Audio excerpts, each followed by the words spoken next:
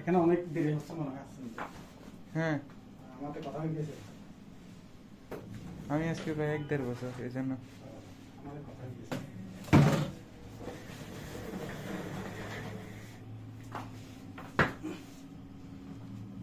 মাহবুজুর আছে না আমাদের কি? হ্যাঁ হ্যাঁ আর মিতা ভাই মিতে আমাদের খুব পরিচিত মানে কি আমরা একসাথে ডিনার করে নাস্তা করি।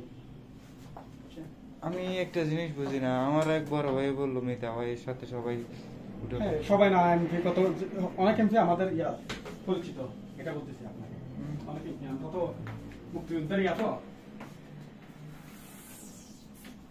এটা বলতেছি।